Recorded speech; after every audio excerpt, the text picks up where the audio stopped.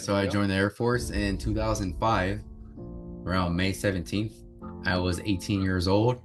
I originally got into the pararescue pipeline and graduated with my class. And then after that, they immediately sent us to airborne school. But they sent us to airborne first, my class. And then after that, they immediately sent us to Halo School, which was in North Carolina, for the whole wind tunnel and the parachute packing and all that stuff. And then they send you to Yuma, Arizona to start the jumps and all that.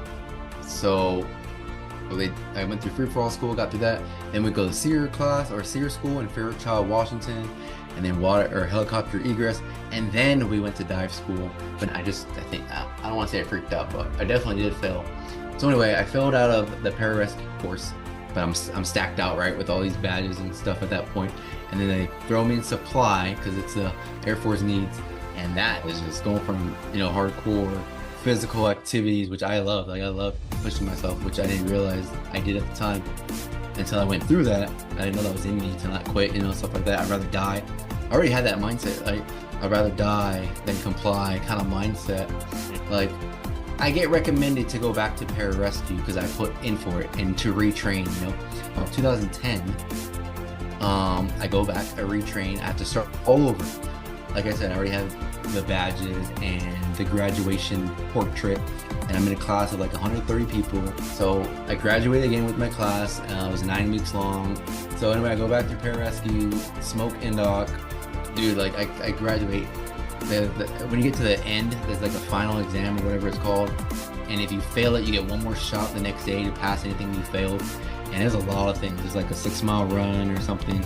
There's like a 3,000-meter fin, swim, and then tons of water events, tons of calisthenics events, and I literally smoked everything throughout the board. Anyway, I got through that, and then they do it right this time. They send us to dive school, and again, not again. I failed at the triple stack, man. I was young. I was like 24 now, and I think that's all I wanted. I just wanted those badges. I was so obsessed with getting airborne, Halo, and dive. So I get through dive school, and since I already had airborne, Halo, and SEER and underwater egress, they don't send me back to that. So now that I got that and all the physicals out of the way, then you start medical school, man. And that was at Kirtland Air Force Base in Albuquerque, New Mexico. And you start EMT basic, which I think was like 2 months or something. And then you go straight into EMT paramedic, which could take up to a year. And it's just class. It's just class, dude. There's no more physical stuff. There's none of that.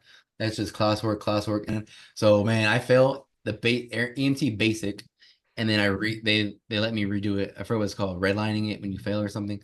So I have to re-go through it all over again. Okay, and which is great because I need like sometimes to read things over twice back then, and it was great. Like I got to go through it again. Like the information is not foreign anymore. Like, oh, okay, I get it this time. That kind of stuff. It takes me a while to get through the basic EMT basic, but I get through it. I graduate that, and then you start paramedic a week later. And that thing, man, that thing is crazy, man. So I fail that. I make it to the end, and then I fail my national registry test, which is what you need to pass to get your license. But I remember failing that. And then I went through it all over again. And then I passed that test along with clinicals, because you have to go through a 12-week clinical thingy. Okay, yeah. So I'm at clinicals. Okay, and I got some stories, man. I got some stories during clinicals. Like, I was assigned to Rescue 8 in Albuquerque, and then so you work like a 24-hour shift with fire department. I get through the clinicals, and again, you're working trauma, you're working ICU, you're working the ER trauma, you're working ambulance or not ambulance, fire department, and OBGYN. So they just have you rotated constantly, man. It is a lot. I get through that. And the final week of paramedic, you take the national registry. Man, if the order's messed up, then I apologize. But yeah, this sounds weird. But whatever. I took the national registry and got my license. I passed. Surprised I passed too, right? And now I'm a nationally registered, certified paramedic officially, right? Okay, and then a couple months later, you start the final school of pararescue, which is also still in Kirtland, and it's the PJU, nicknamed PJU Pararescue Apprentice Course. And there's like 6 phases. Back then, it was dirt med right off the bat, and then if you got through that, you went through land navigation, and then mountain, mountain phase, and then weapons and tactics. Oh no, weapons and tactics, and then air ops, and then the final FTX or whatever. But anyway, I didn't even get through the dirt med phase. I failed out. I killed my burn patient. It was a dummy patient. But so I failed out of that. They gave me another chance. I do a little better job of how to handle a burn patient. But in the end, man, I don't know. I don't know my stuff at the back of my hand. I don't know my drug dosages. And again, it's not in my heart. So like, so that was it, right? That was it. And since there's also supply almost at every base, obviously, or probably is at every base, they just transfer me to a supply job to a brand new squadron in that same base, right? Like the next month. And that was like, damn, really, right? This is eventually, and this is 2013 now. So, yeah, 2013. So I get into CrossFit, dude, at this time, hardcore, because I just loved CrossFit, because all the stuff that I would go to the gym and compete against the other members who were good too. There's rope climbs, man. There's like burpees and all, like stuff that I've learned from Indoc, like rope climbs, and I already know how to rope climb. And a lot of people don't even know how to rope climb in CrossFit, and I'm like, I'm smoking all these fit people already with no experience in CrossFit. So that was like really fulfilling. So I got into the competitive side of it. And after like 6 months or 7 months of training in CrossFit while doing supply, like that. But like supply was just a daytime job kind of thing. Just get through the day, And then once I'm released for the day, go live your life, and which was CrossFit for me. Like the coaches, they think I have promise, right? So they start coaching me a little bit more, investing in me. And anyway, I enter my first competition 6, 7 months later, and there's a big competition in Albuquerque, and I won that, my first comp. And that's when I started to take this seriously. I was like, dude, this is big. And then I learned about the CrossFit games. Man, if you get into the competitive side of it, like I said, dude, man, it's a balance of what you're talking about, which is metcon, metabolic conditioning. There's body weight movements like handstand push-ups or just regular push-ups or burpees, right? And then that also goes into like gymnastics movements like ring muscle ups and bar muscle ups, and just I thought those were fun. Have you guys ever heard of like handstand walks? People walking on their hands and stuff? Yeah. Yeah. Okay. Yeah. So that's the second thing. The third thing now is weightlifting. Like you need to have if you want to get far in competition, you need a massive deadlift, a 1 rep max deadlift, a bench press, a back squat. Like those are the big three. And if you got those three, man, you'll get a nice front squat. You just gotta get your mobility there. You'll have a nice overhead squat. Like that's the foundation that you need to succeed. I didn't even mean to rhyme there. But anyway. And then the fourth one was Olympic weightlifting. And to be successful and to have a heavy clean and jerk or a snatch. Have you guys ever heard of those? Yeah, all that shit's hard, bro. Yeah, it's hard. Fast twitch, explosive, high athletic capabilities, and you'll learn it. If you don't have it down, you have to learn it, obviously. But you mix all four of those together now, all those four that I just mentioned, it's like, dude, it's like fun, man. I'm getting passionate even just talking about it. Yeah, Before we get into that, like now, this is taking a whole new chapter. This is all the podcasts that I've done, and I've only done 5, so I haven't done many. But all those that I've done and told people of this story, this is where I started, like where I'm about to start now. So all that stuff that I just told you guys, I've actually never really ever told anybody that. Like, okay, here we go. So 2020, Supply, Clovis, New Mexico, Cannon Air Force Base. Cannon Air Force Base. At this time, I'm working as the IPE, which is Individual Protective Equipment, NCOIC of the Weapons Vault. The vaccine, the COVID stuff, COVID's pandemic starts to happen, right? Masks and all that, obviously, March, April, throughout all that time in 2020. Okay, nothing really significant happens up until August 2021. And this is really where the start of all this begins. So we got the order from the Secretary of Defense, Lloyd Austin. I tell my supervisor and my section chief that I'm not getting this, and they're like, "Okay, yeah. Well, here's how you do a religious exemption. And it's a lot of work, right? Yeah. The mandate comes out. I remember they put us into a room, like a conference room of all people that were not wanting to get it, and I think it was around 12, maybe 15 people. And again, like the high ranking people, the chiefs and stuff, try talking us out of it, like talking us out of it. I mean, like our decision out of it to get it. Why you guys should get it? Why blah blah blah. When no one knows anything yet. There were some doctors in there too, like military doctors, paraphrasing of them saying that if we don't get it, um, we could pass it on to someone else, blah blah blah, and like it's more so they try to disguise it under the premise of it's for someone else. Like if you get the vaccine, you're going to be protecting someone else. Intrinsically knew I can't do this, and in Romans 14:23, 1 Timothy 4. 1 through 2, James 4:17, and then another verse in 1 Timothy, 1:19. It all talks about your conscience. Don't shipwreck your conscience. And if you go against your conscience, you're committing sin. Okay. Now I'm not the perfect Christian, no one is, and anyone that says they are, there's an issue, right? Obviously. Right. Okay, and these are like weekly or bi-weekly, no, not bi-weekly, every 2-week meetings. I remember. Okay, and every time the number is smaller, even if it's by one person or two people.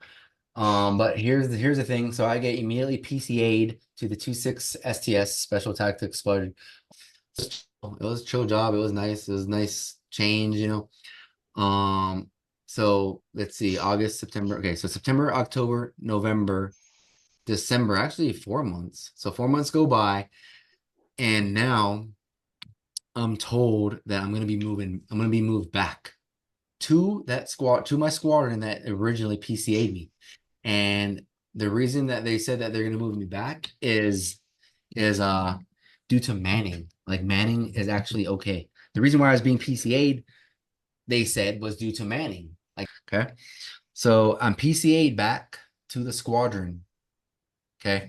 But this time again, they're lying. They're lying. I can't prove they're lying. I know my hunch was this has to be because I'm not vaccinated. I had to have been moved here because I'm not vaccinated. IPE section. I'm no longer weapons vault. I'm now customer service, right? And I'm pissed. Like inside, I'm pissed, right? Like, damn, this is like just liars. Now it starts to get nutty. Okay, this whole time too, I'm waiting for my accommodation to get approved, right? Like his name's Lieutenant General Slife. I think he was AFSOC commander at the time, or slash Surgeon General. But I'm waiting at this time for it to be approved. Yeah, my religious accommodation exemption RAE. So let me set this up. It's January 2022, February 2022. I'm now moved back. I have like 70 days of leave, right? So I'm now deciding to burn it. And when I say burn it, Monday through Friday, not weekends, because I didn't go anywhere to save that.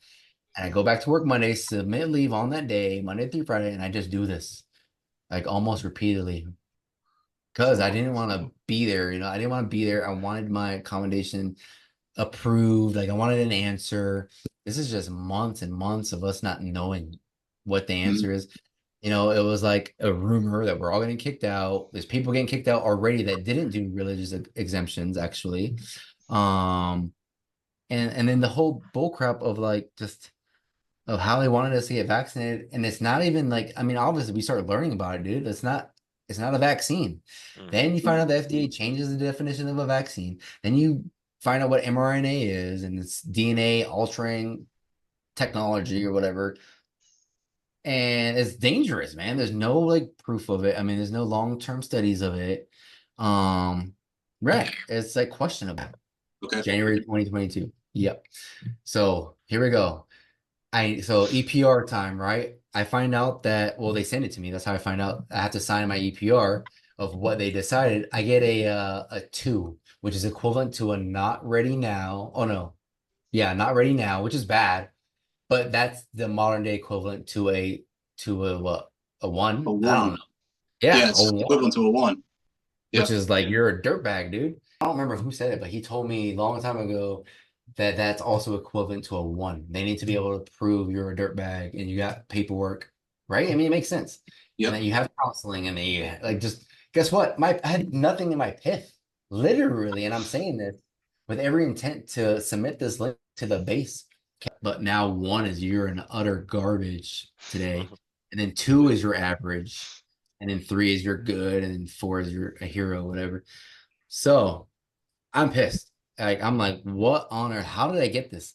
And I don't accept it. I'm not signing it, right? And I tell my supervisor, and I tell like this is how I start this crap. I tell them like, okay, first of all, why? Why? And they said, well, we asked around there at my other section, right? The one that I was just moved from. And they said, she told me that they said that I'm late to work when I don't even have like anyone to check into. So I already knew that was Cap when she said that.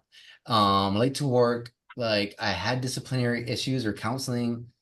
Okay, like great, prove it, right? And then like I was just a dirtbag, I guess, is what they're saying. So I get the EPR. It took about 2 weeks. I'm sending emails out. I have all the proof to that too. And again, they're just going back and forth. They're blaming it on them. So since they're blaming it on them, I contacted them, right? The head section lady there, Master Sergeant, I don't even remember. But and then she tells me that like I was good, right? So there now we got conflicting stories, and it's so contradicting to the point that I even schedule a meeting with the STS commander. And it wasn't Lieutenant Colonel Hodges, for any PJs watching this thinking it's Cap. It was the one after him with a lot of hair. I don't remember his name. Anyway, and I had this on recording, okay? This is the first time I'm starting to record too. I recorded the whole conversation that they said, the commander himself said, and his officers, flight commander, and a couple other officers in there and senior enlisted leaders, they told me that they've heard no issues from me. They thought I was doing a great job. They were surprised that I got a bad promotion rating. And under their understanding, again, like no issues.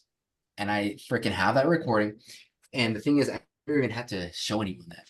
I just relayed back to my leadership that that's what they said, and guess what? It was changed. And that was a first victory. I was like, damn, you fight hard for something you really want that you think is wrong. You can really make some damn change, dude. Yeah. And I'm going to name drop too. And I'm going to be respectful as I can, right? But my supervisor was Tech Sergeant Beller. She's now Master Sergeant. I remember her and I got into an altercation about her telling me, like, you've gotten previous shots, anthrax and blah. Like, why this one? Why now?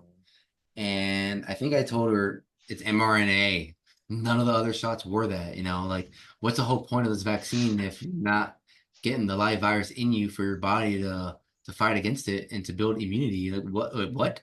And then there's another woman, Master Sergeant Harvey.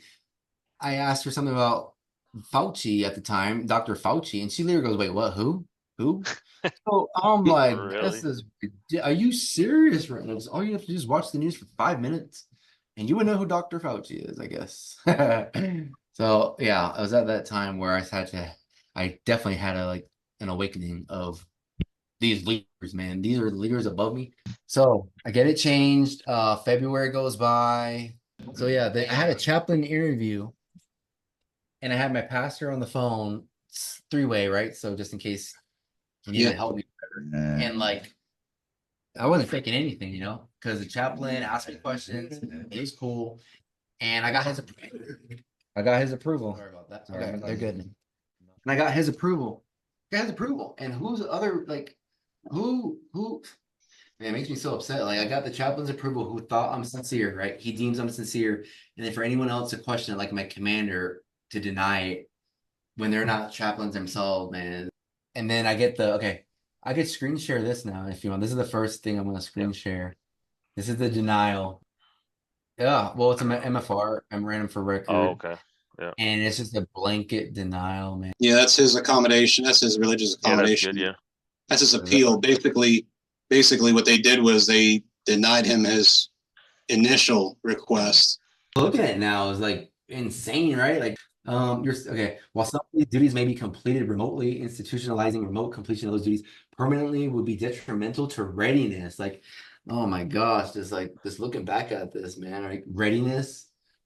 Yeah, I hate this part, the good order and discipline. But now, the the mandate only lasted, what, a year and a half tops. And then all the people that got it, including young airmen, how about that for ruining the good order and discipline and unit cohesion? Here's a great part. We must be able to leverage our forces on short notice as evidence By recent worldwide events, your health status as a non-immunized individual in this dynamic environment and aggregated with other non-immunized individuals in steady state operations will place health and safety, unit cohesion, and readiness at risk. Foregoing the above immunization requirement would have a real adverse impact on military readiness and public health safety. There are no less restrictive means available in your circumstance. Dude, that's as effective as receiving bullshit like remote working. That is absolutely effective without violating the members' religious freedoms. Are you joking? Wow. And look at this guy, right? Oh, I redacted all this back then. I wish I could unredact it now, but whatever. His name's General Slife. And so anyway, this whole thing, dude, he said this exact thing to all his denials. Like copy and paste, copy and paste, copy, other than the name. He just changed the name. Boom, boom, Yep. Right. And that in itself is unlawful. And I forgot the AFI for it, but I remember reading on that it needs to be like real thought out denials. Let's march. And here comes the orders. Since my thing's denied, here comes the orders of this guy. Where's his name at? Commander. Okay, whatever. My fiance redacted all this crap. But his name is Lieutenant Colonel Vasquez. Enrique Vasquez calls himself Rico. Here's the order, 7 March. I did a rebuttal. He denied the rebuttal. Here's my LOR. There we go. For it. And then repeat. There's the order again. Exact same thing. There's no record of you being partially or fully vaccinated. I order you to receive an initial dose of a COVID-19 vaccine with full licensure approval from the FDA. Funny, because none of them had full licensure approvals other than Comirnaty that didn't exist in the United States. Bro. Yeah. So go ahead and scroll down. Yeah. So May 9th. Okay, there's my reprimand. I'll just people can pause that. My LOR again. I don't have my rebuttal included, but I definitely did a rebuttal. Okay, here we go. Now it gets beautiful. So we just went through this twice, right? He ordered me. I didn't do it. He wrote me an LOR, and then my LOR. There you go. Rebuttal to there. Okay. And then you repeat. We got that whole crap. Now that we did it twice, there's my discharge recommendation from him. So 13 June 2022. Yep. Okay. I'm recommending your discharge from the Air Force for misconduct, minor disciplinary infractions, the authority, okay, whatever. This section could result in your separation within under honorable conditions, general discharge. I'm recommending that you receive a general, I do all the scare tactics, huh? Okay, I also did an Article 138 on him at this point. I had someone who would help me with it. He denied it. Again, like a blanket denial, saying, I don't view your complaint, I don't even remember the word, vital or something like that. So I already did Article 130 on him. He denied it. I could have brought it up. I didn't know how to do one then, but I haven't seen the document in a bit. So it says, oh yeah, this is the discharge, obviously. It says, okay, I love this part. You having received a lawful command. Notice how they have to always say lawful. Yeah, they always say that shit. Like, it's like a Freudian slip, right? Like, it's not lawful, so let's just say it's lawful. Command from Lieutenant Colonel Vasquez Enrique, Commander, your superior commissioned officer, then known by you to be your blah blah blah. He says here that willfully disobey the same. For this misconduct, you received an LOR. You having received a second lawful command from Vasquez, your superior commissioned officer entitled. I said I added that in title. Then known by you by your superior, blah, blah, blah. Again, dude, you're in provide proof. I did willfully disobey the same. For this misconduct, you have, okay, you received it. Okay, you have the right to counsel, blah, blah, blah. Yeah, that's it that I have of that. Okay, now I added this for a little bit of spice. So January 6th, and we jumped a little bit. I accidentally get this email. See how it's in the first sergeant's distribution list, CC. Well, I'm not a first sergeant, but I accidentally get it. I'm included in, I don't know, man. I don't even know how I got it, but I got it. And I see the email traffic. And this guy, I'll blast his name. Where they're not, okay, I don't have his name, but his name is Christopher Turner, Master Sergeant Christopher Turner. If I remember correctly, well, I don't even know who this is. He says here, sir, okay, first of all, commander's endorsement. Okay, sir, here's the process for the religious accommodation. I'm also including the vaccine order. Now here we go. Pay attention to paragraph 3 where it says with full licensure approval from the FDA. That's the part of the letter the Air Force messed up, as it refers to FDA approved commodity and some very specific lot numbers of the Pfizer that have never been available at Cannon or the United States. I recommend changing the verbiage to with approval from the FDA. That way it covers the EUA vaccines as well, dude. Wow, you want to talk about entrapment, bro? Shit, That's a friggin', that's just as good as the one that I've got.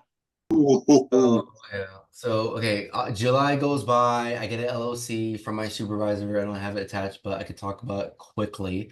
And I went to a sapper class that I was supposed to, but I failed to sign in. I absolutely did forget to sign in. I showed him a picture of me being there because I'm big into like showing pictures of where I'm at. That's what I do, I guess. And they try to use that against me later on. But anyway, I get LOC, I take it, whatever. I'm thinking I'm getting out, right? Like I want to get out. Get me the heck out of the Air Force, blah blah blah. Get me out. So I don't even care. Like I took the LOC. I did write a rebuttal, but I didn't even refute it or rebut it. I mean, I just took it. But it's so insignificant at this point to even talk about that. The LOC is you talking about letter of concern? Letter of counseling. Yeah. Before we get into the insider threat stuff, I got this document here. Let me screen share this one. All right, you guys are gonna love this one.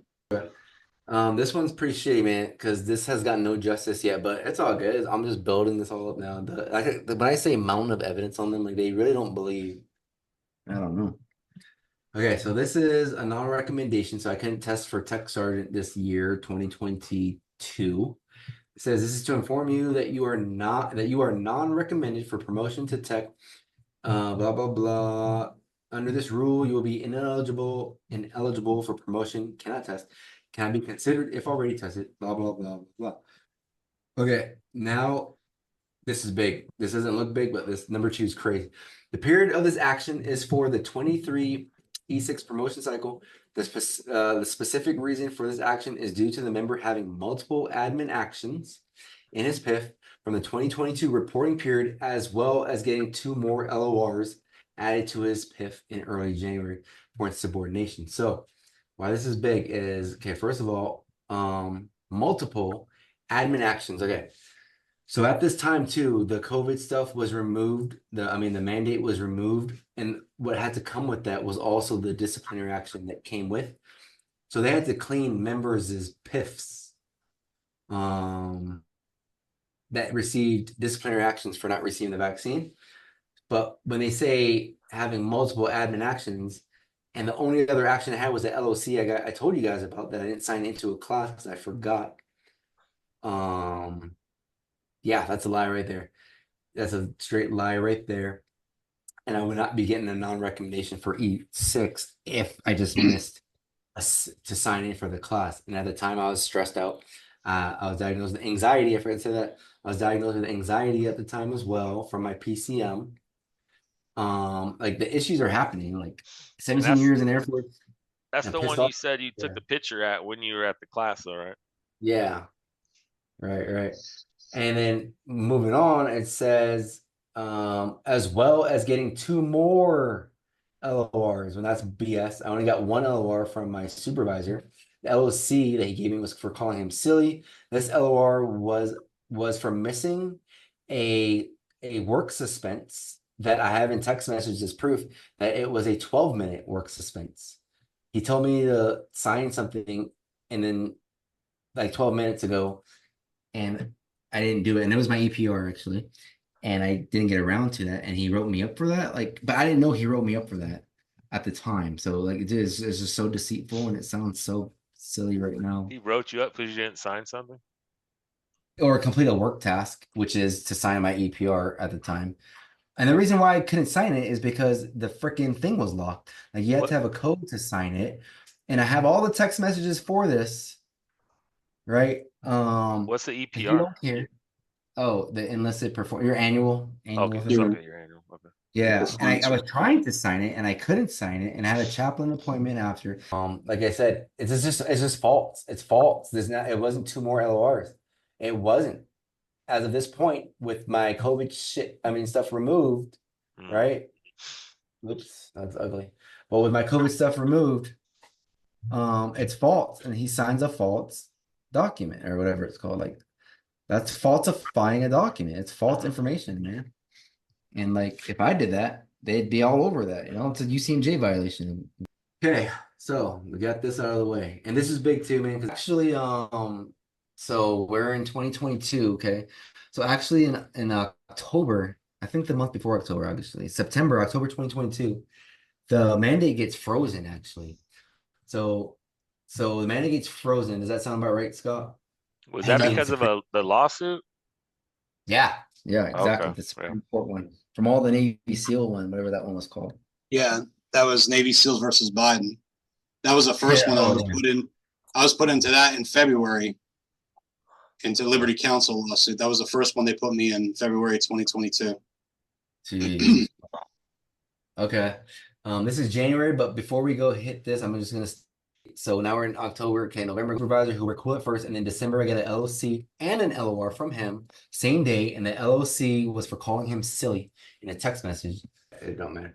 Do you see the insider threat? Look that now, the insider threat or no? Reportable information for. Okay. Yep. This dude's a piece of crap, man. Then they say too, it says that indicators that have insider threat. Are you gonna be kidding me, dude? Real quick though. You want to know my opinion, John? You want to know my opinion on that? I bet you 10-1 that they knew he had that one piece of information.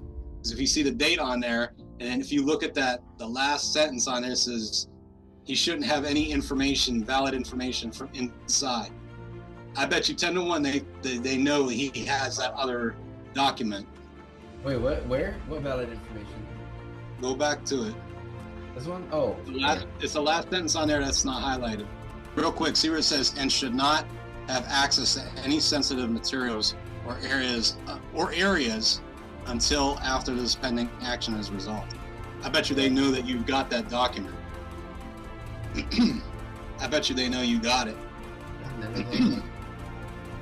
Because why would they say that for any other reason? Yeah, because that's what February 23rd.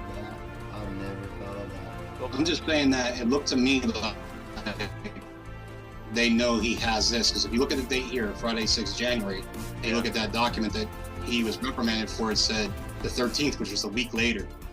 And it has that evidence should not have any, he shouldn't have any information like approved, fully exactly. Approved. Exactly. And John, I understand where you're coming from, because that's how I feel too. If they know he has this, they came after him full-blown, full force, dude. Yeah. Because if you think about it, right, if he has the redacted one of that, they're done. I mean, their goose is cooked now, but that even proves it even further, bro. Well, I mean, that could be, I think I see what you're saying, the indication on why they're going so hard at him. Exactly. Because he has the fucking piece of the puzzle that fucking takes everybody down. Exactly. You guys were right early.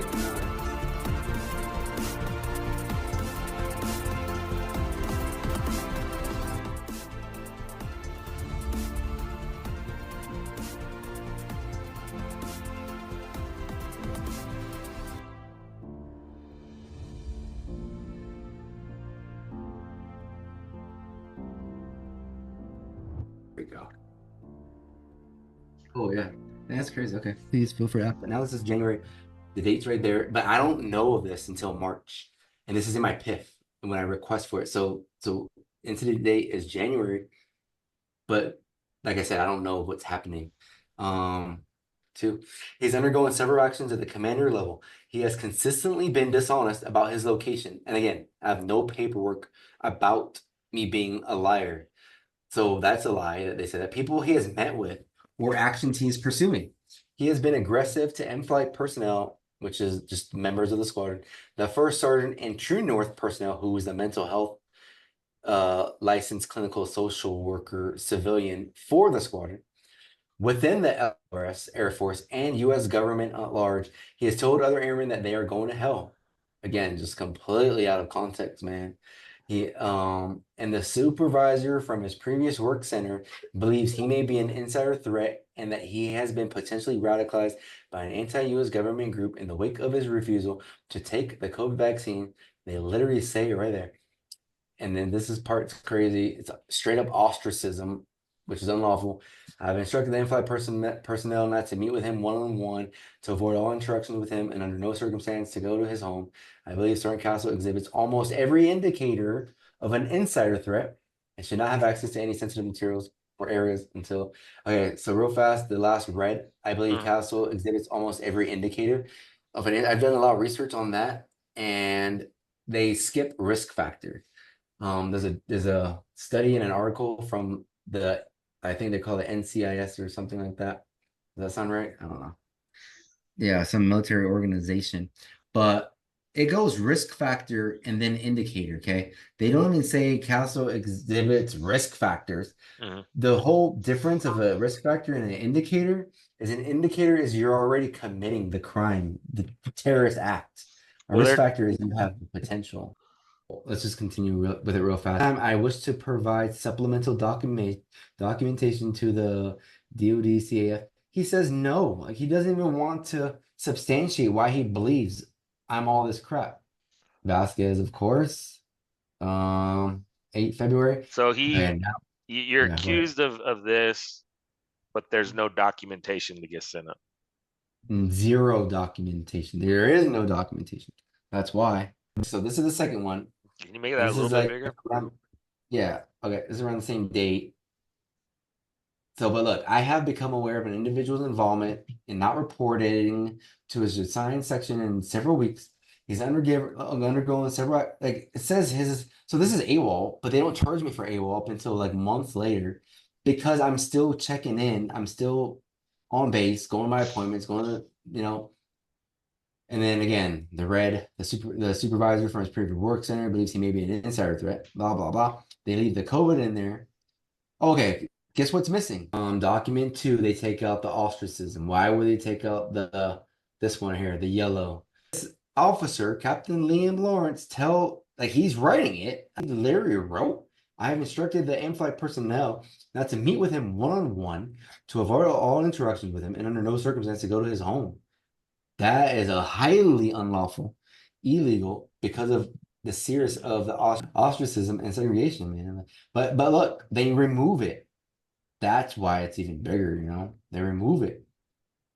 And I'll explain to you how legal looked it over and said, hey, you can't do that. There you go. Okay, we continue with this number 2 document here. He says that here, I have suspended unescorted access to restricted areas. So I'm now getting doors locked on me, key codes changed on me, door locks changed on me. Here's all combinations to safes, vaults, secure rooms I have access has been changed. So wow, this is just nuts. And look, currently I do intend to discharge an individual. So he's intending, and this is January still, right? The COVID thing's lifted now. Like, he loves to say that we removed everything from your PIF that had COVID in it, but they didn't remove their retaliation and their resentment towards me. Document 3, they try to re-edit it again. Now, what had they removed from here? Okay, they kept COVID vaccine. They left the ostracism out. Good. And all the other bullshit's out, like the code locks and stuff, right? I mean, it is a notification to myself, but there's no code locks in here. The code lock from all this. Look how in-depth this one was. I intend to discharge him. The safes and vaults and secure rooms have been locked. Okay, whatever. People can pause it and figure it out for themselves, I guess. Okay, now this is the last one. How do we make this one worse? You ready? We do a final 4th copy, and this is their final product. This is the final one that I get. I don't get the other 3 because they think they removed it. Now, if we look, COVID is out, and that's all you really need to know. What date was that signed? Which one? This one? Yeah. February 8th. February 8th. Okay. They're all February 8th. Except for the last one. Yeah, except for the last one. So again, the biggest thing that I want everyone to know is COVID is removed. Why is COVID removed? Because it's February 13th, and the mandate is rescinded. All right. So I get an Article 15 on top of this for calling my my supervisor silly. Okay, let me show that. I don't think I've shown that ever before. Article 15, 26 January, it was issued. I mean, it was served, but then it goes through its process and crap. Mhm. Okay, we just look through all this stuff. Okay, so this right here on D, I request a personal appearance before you and that it is not public. I sign that, which I'm entitled to, and we do have a meeting around February 6th that I have fully recorded. That will be one of the biggest bombs ever of my UCMJ charges that I'll get into as well. Here are all the commanders I went through. Yep. Okay, here we go. First charge. Did at or near Cannon Air Force Base, New Mexico on diverse occasions between on or about 4 January 23 and on or about 8 January 2023. If you look at those dates, it's Wednesday to Sunday. January Wednesday to 8th Sunday. is a Sunday. First of all, Monday was New Year's Eve or New Year's. We were off. So Tuesday, Wednesday, Thursday, Friday were duty days. But they want to charge me from 4 to 8.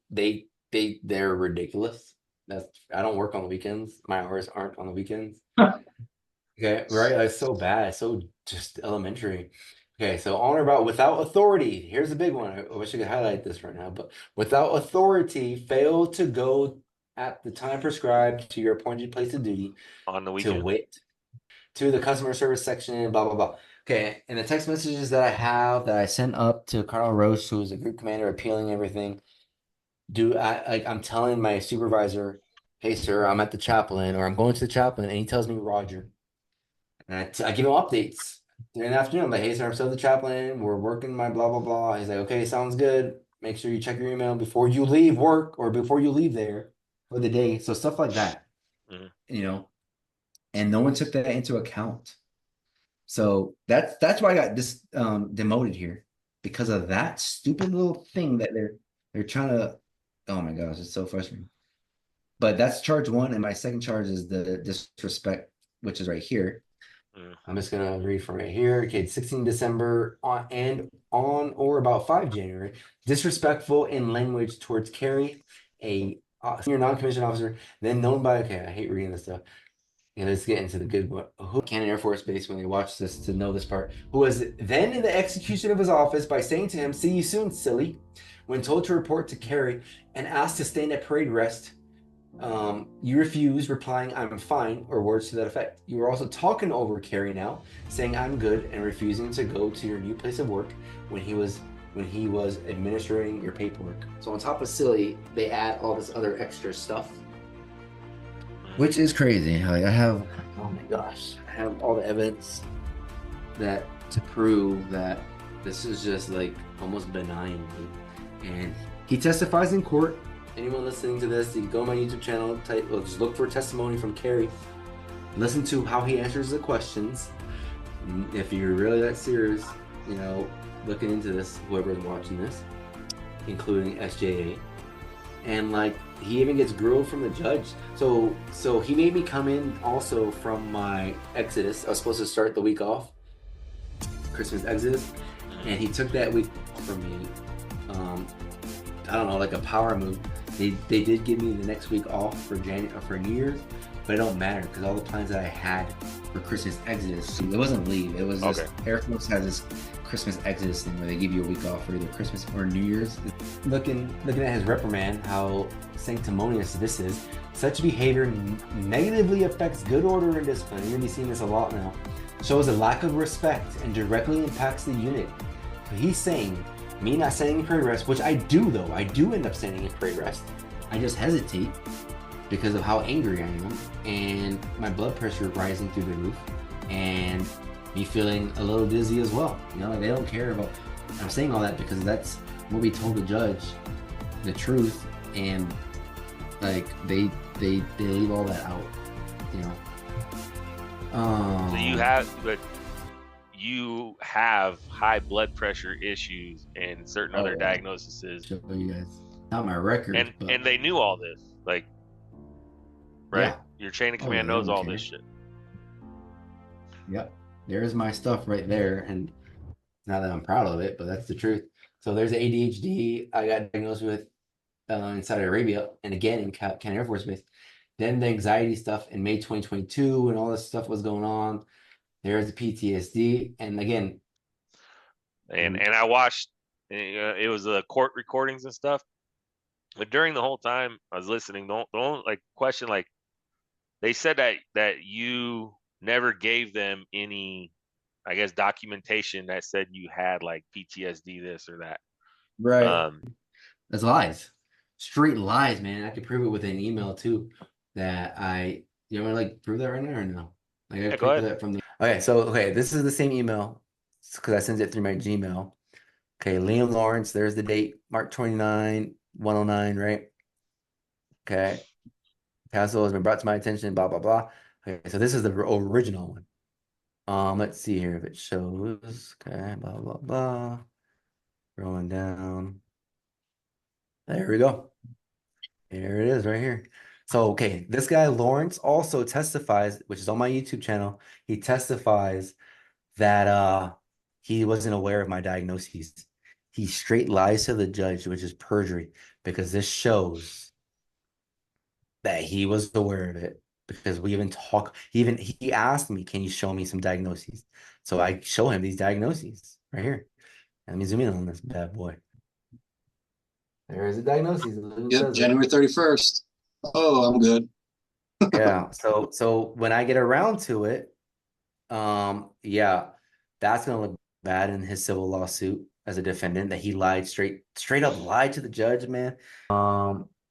There's post-traumatic stress disorder right there on January 31st. He also diagnosed me with irritability and anger, major depressive disorder, general anxiety, blah blah blah. This is your off post. Yeah, off provider. post one. Okay. Yeah. Okay, going back to the email right here. Okay, like, so I provide that, and then I'm talking about how, like that, right? Mm.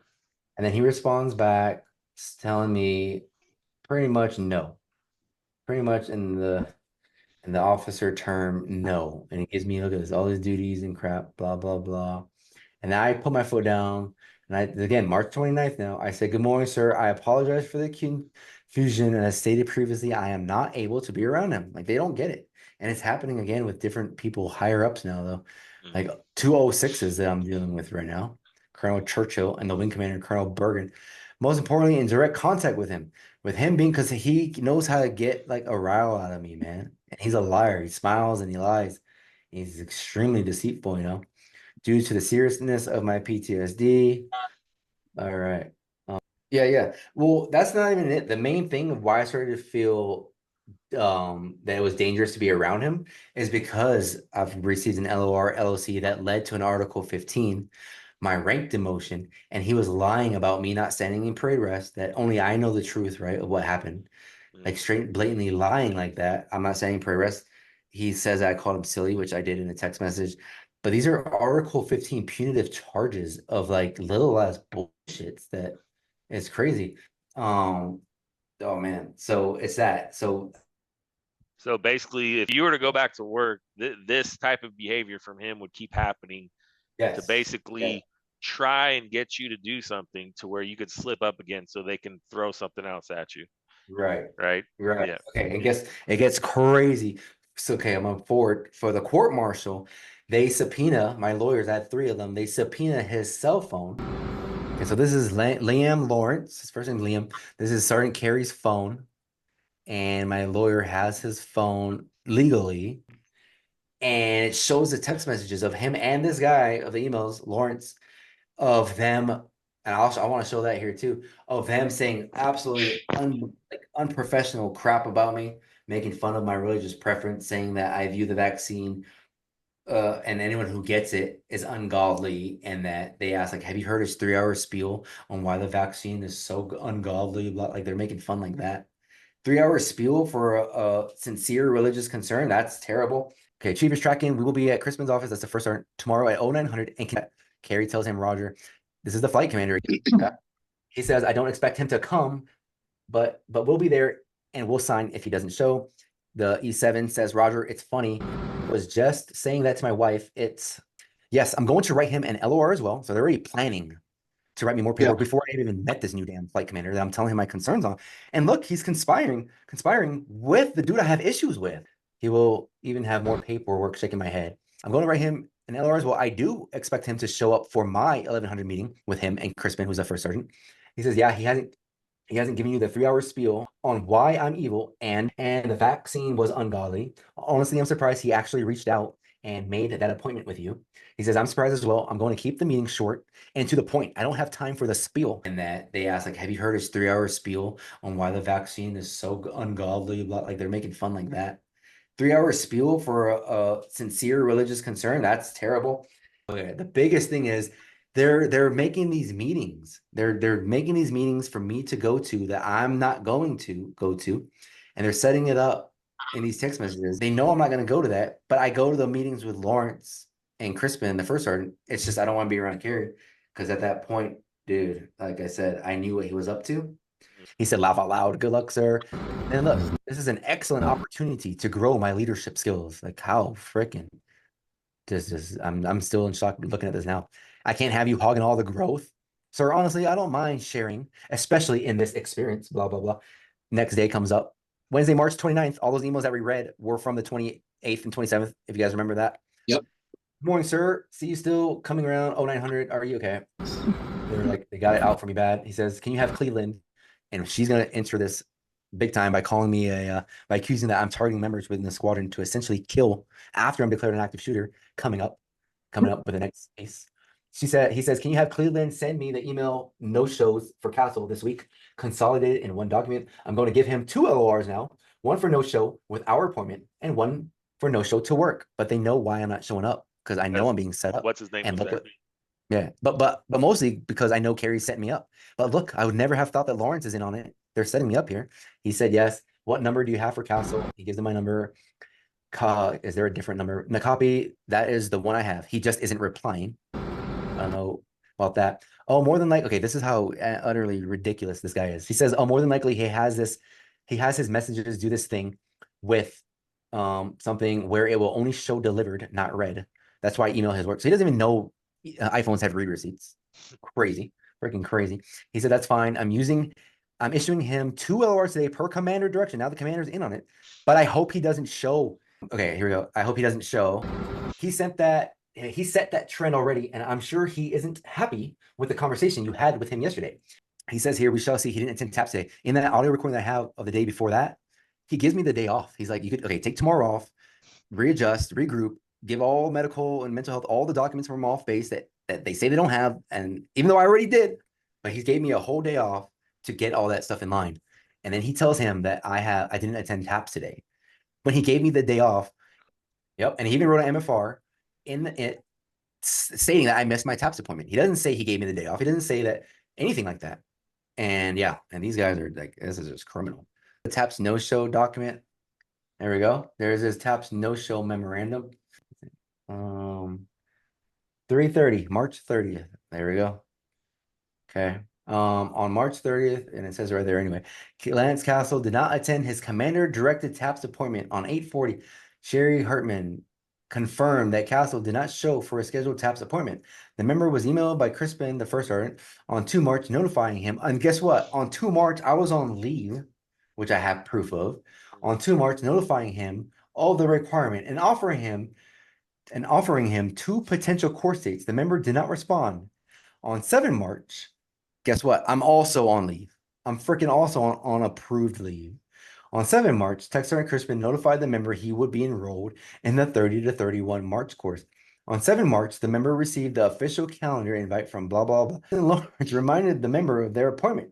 29 March via the member's personal email, which is true, but I didn't check my freaking personal email because I'm not required to because it's my personal email, right? Like, that's the craziest thing. He gives me the day off in this meeting, and then he emails my personal email later on in the afternoon, like you said, hoping maybe I don't see it. I don't know. Like maybe he's doing everything he can to cover his ass, but he doesn't text me.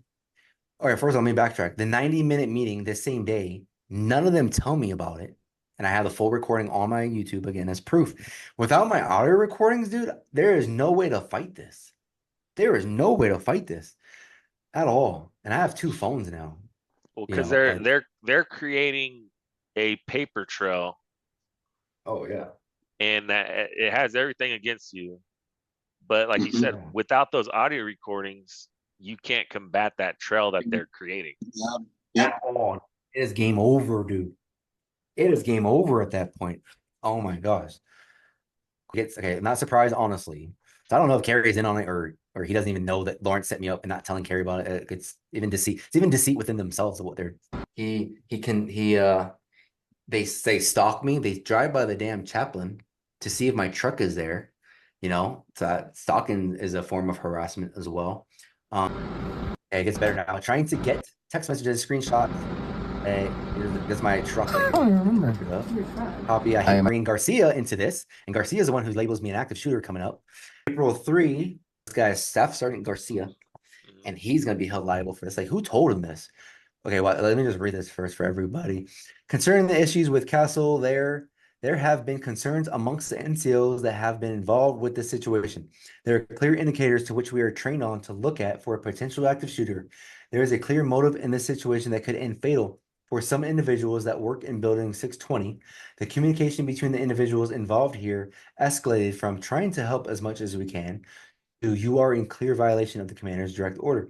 I understand the severity of the issue that this may cause, but for the safety of not just myself or my NCOIC, but the airmen that this could possibly affect, I please ask we make a push to have Castle removed from the duty location and or have him removed entirely from the Air Force.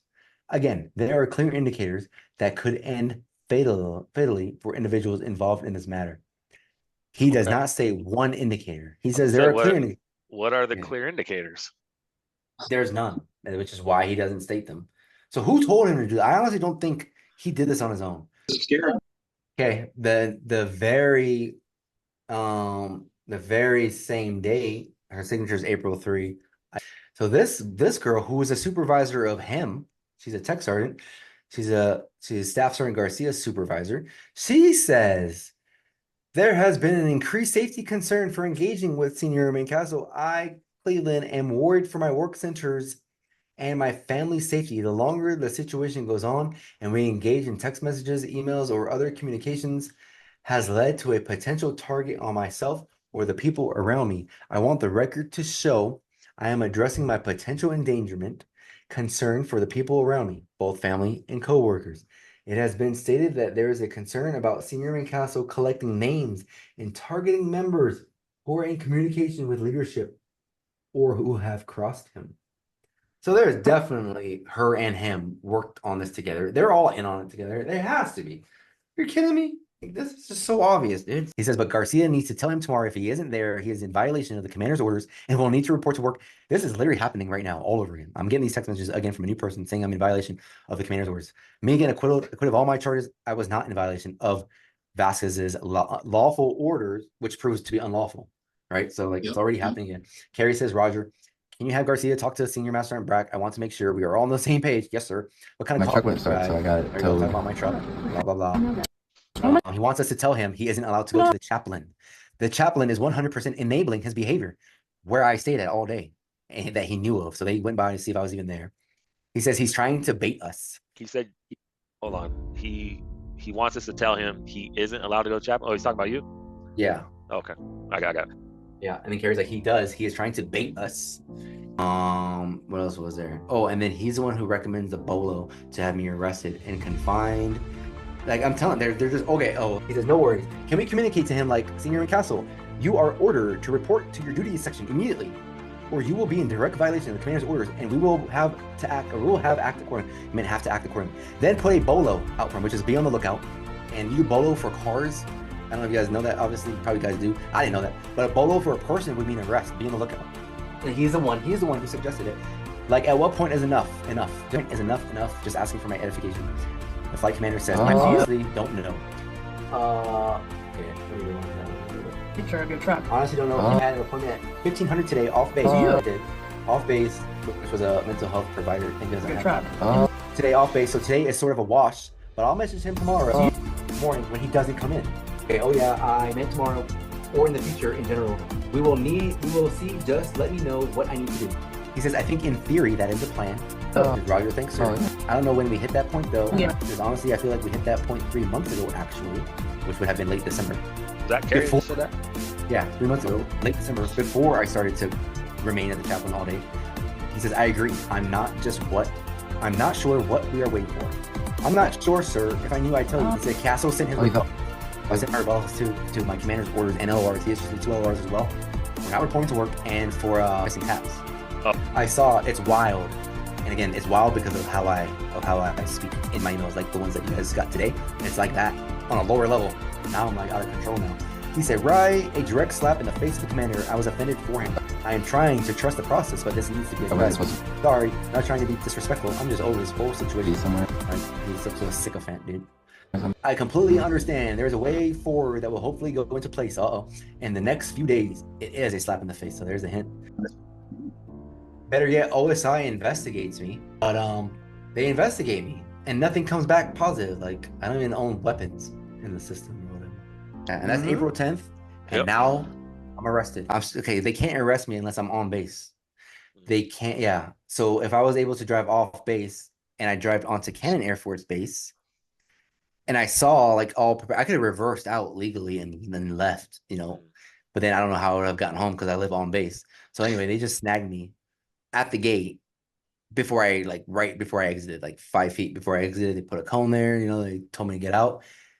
I asked him, what are my charges? Like, are you guys serious? I'm going to my damn medical appointment. What are you guys talking? What did I do? And they just ignored me. No one told me my charges until like 5 hours later. And I wasn't even read my Miranda rights too. I didn't even say about the first day, dude. I need to say this too. They did a strip search on me against my will. They threw me in a chair. They cut all my clothes off, like 7 guys.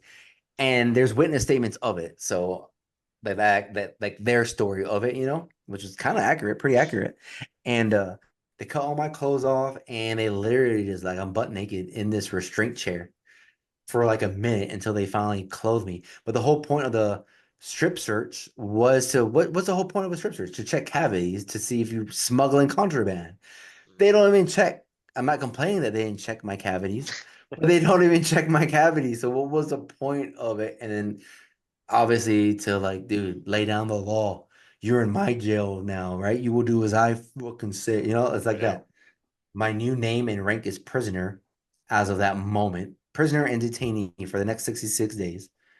And I'm not even freaking convicted yet. This is pre-trial confinement. How dare they dare they call me prisoner? I don't know, man. That's like there's some serious changes that need to be done for pre-trial confinement, man, in the military. And just a commander's authority to throw someone in there. My gosh, it's crazy. I mean, it is hard though. It is hard. A commander can't do it on his own. He has to get the group commander to sign off on it, and then ultimately the wing commander, I believe, who has convening or court martial convening authority, needs to sign off on it as well. So okay, it is maybe hard, but it went through all of them, and even the judge on my 7-day review, he agreed with it all and kept me in jail. Like it went through 4 freaking commanders, literally. I'll name them all: Lieutenant Colonel Vasquez, excuse me, Lieutenant Colonel Vasquez, Colonel Roche, Colonel Taylor, who was a previous wing commander, and then Colonel Lefevre, Lieutenant Colonel Lefevre. Like, wow, they all missed it. They all missed it. So if you get arrested, they're required to do a 48-hour memo, which is the group commander. He has 48 hours to write this memo. This though, saying why. Okay. And his reason is, I'm gonna try to find it. It says, right here. Okay. Find adequate probable cause that the following offenses, triable by court-martial, were committed, and that Lance Castle committed them. That's why. Yeah. So here are my 4 charges. I end up getting 5. Like they're gonna tack 1 on, not yet, but after my subtraction, they're gonna tack on assault. So there it is, desertion. Man, I'll talk about these here in a bit. Disrespect towards a commander, willfully disobeying a commander's order, which is a superior commissioned officer, and then insubordination. All these I have massive amounts of evidence and could talk about each one for like 30 minutes probably. And then he says, additionally, I have reasonable grounds to believe continue pre-trial. Like, okay, this is crazy. I'm not even classified as assaultive yet, right? Because I haven't like punched the officer in the nose when he was on top of me. None of that stuff happened. So I'm not assaultive yet.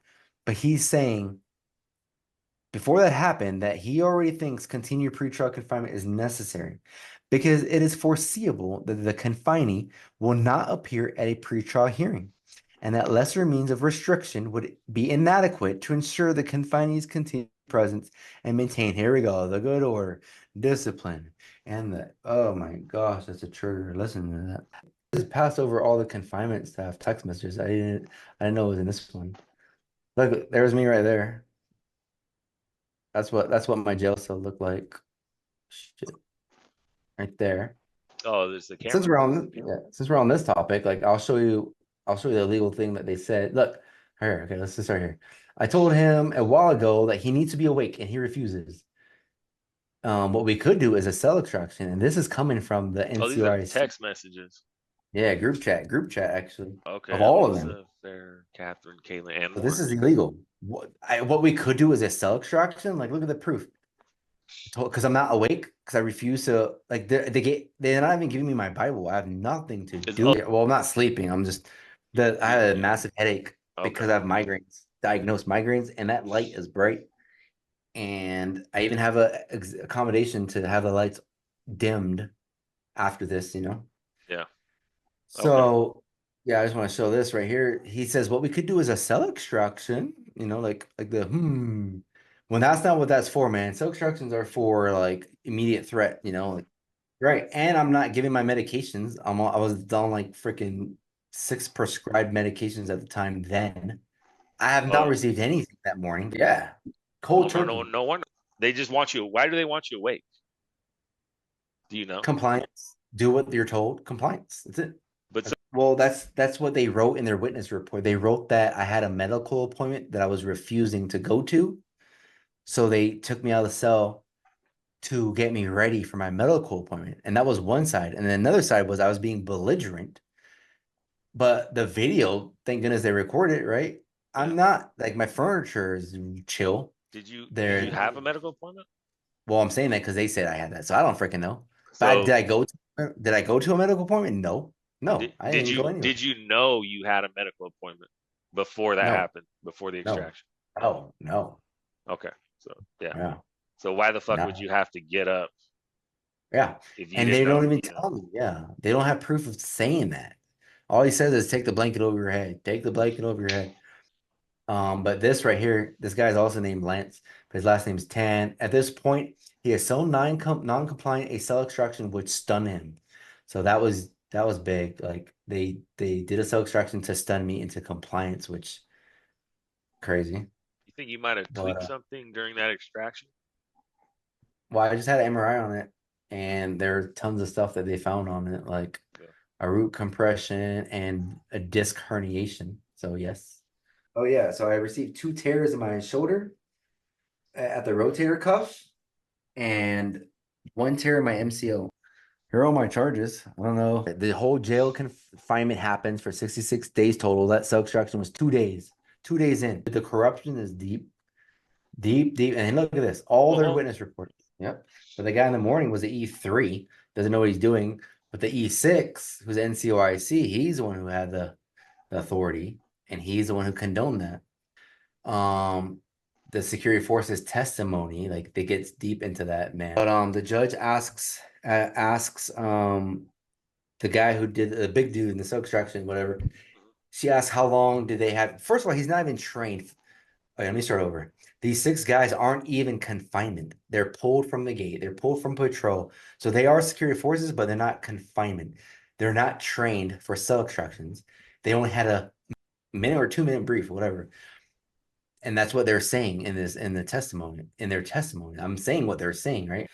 So they're not even trained. They don't know my diagnoses. They don't know anything that's going on. Because the judge even asks, like, were you aware that he had diagnoses or he was supposed to be going to mental health? They all say no. No. So if they're being honest, they weren't told anything. So the NCOIC kept it to himself. And if he didn't know anything, then the commander kept it to himself and didn't tell anybody. So, you know, it's just going to keep going up to, like, who was really, really guilty of it. Gosh, I don't even know how to describe it, honestly. They separated my shoulder during that literal cell extraction and tore my MCL in my knee during that. And then I had to do the entire 66 days in confinement with those injuries.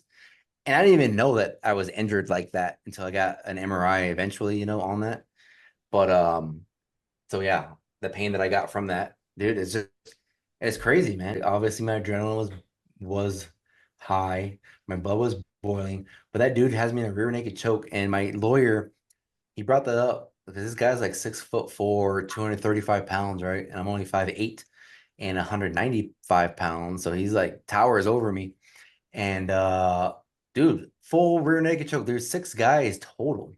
Yeah. Literally, it's not an exaggeration, right? Dude, it was traumatic.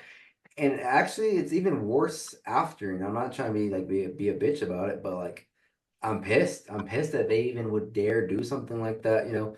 Oh, and I didn't even tell you guys this. Holy crap, I didn't even tell you guys this. I'm telling you, it just gets worse, worse, and worse and worse, dude. So that cell extraction was, I didn't even tell you guys this. That cell extraction was on all these right here too. It's their witness report. People like there's 19 cops, this witness report. There's even there's medical they were standing by. Okay. Yep. And then those 6 guys leave. I never freaking see those guys again because they're not confinement. They just go away.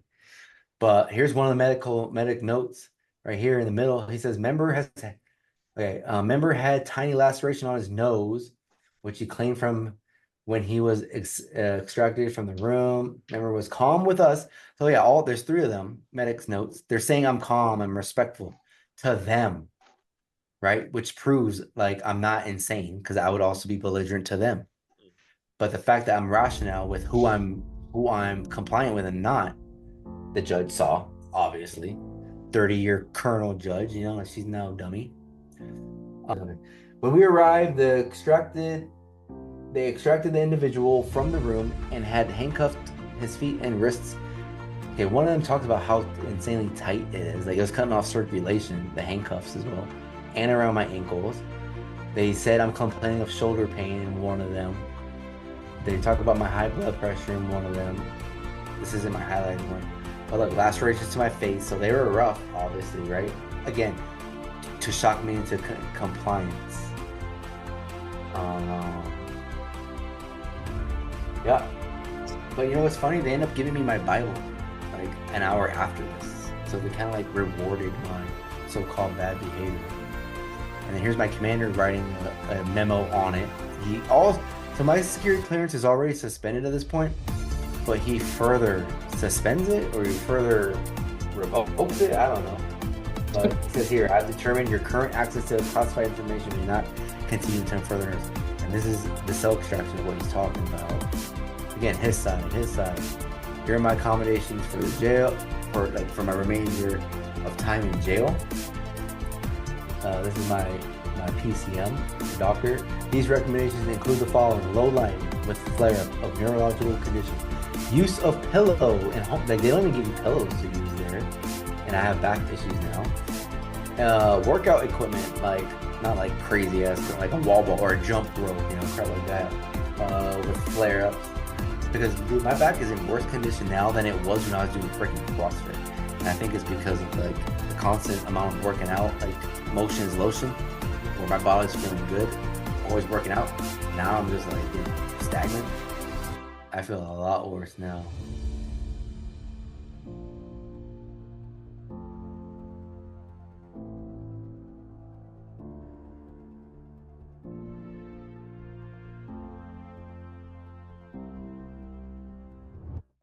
Right. The first thing we're going to discuss is right here on your screen, you see Lance Castle stuff. So this is his first court martial that he went through in 2023. You see right there, 13 September 2023, sentence acquittal date. And I think pulling up the charges and then going through each charge and then having the recordings from the actual trial and what they're saying and kind of what's going on gives you a better idea of the picture. I'm going to concentrate. This is his first court martial he already went through. And let's get into it, man. Charge 1, they got him right here. You can see it says desertion, right?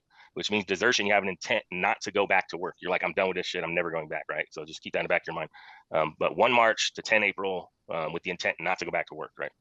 As far as desertion, okay? So that's charge 1, right? And we're going to go through it right now. 31 March 2023 order. On that particular day, you gave him 2 LORs and 2 orders, correct? Yes. Now, he's got a desertion charge in charge 1. It's alleged that he, with intent to absence himself permanently, between 1 March 2023 and 10 April 2023. Now, between 1 March and 10 March, he was in fact on approved leave, was he not? I can't recall this time. Okay. But you know his exact whereabouts while he was on approved leave. Isn't that right? I want to say yes, but it's been a while. Okay. We'll accept that as a yes because the leave was in fact approved. Now, your subordinates, who was personally responsible for him? Master Sergeant Carey? Yes. Okay. And so Master Sergeant Carey was in fact in communication with him after 10 March, right? I will assume so. And did you deliver the 31 March order to him in person? I want to say I did. So that he's accused of without authority, with intent to remain away permanently. That order was given to him in person on the installation on 31 March 2023, correct? Correct. So he came back on the post, right? And the witness nodded affirmatively, and met with you in his office, right? Yes. And you handed that order directly, right? Yes. Now, as early as 6 February, in that recording, Defense Exhibit Bravo, he had told you that he had basically had your problems working for Master Sergeant Carey, correct? Yes. But security forces understood that on the day he was coming to base, it was for a treatment team meeting. Yes. And he had told you he was going to be at the treatment team meeting. Yes, he told the first sergeant, and first sergeant communicated with me. Yes. And he responded positively to the TTM appointment? I believe so, yes.